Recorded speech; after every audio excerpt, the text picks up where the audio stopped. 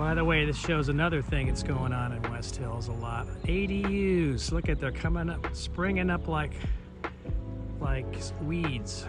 But it's a good idea, right? You can make your mortgage payment or more by renting out an ADU. So a lot of people are doing them here in West Hills. As a matter of fact, just down the street on my daily drive, I go by at least 3 of them.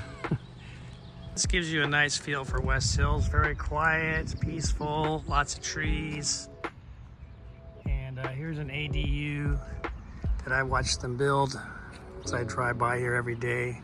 Very nice. They put up a parking lot, put its own address up here. Built a 2-story. It's a 3-bedroom, 2-bath right there. So that's pretty sweet. And they also completely tore the house down to the studs.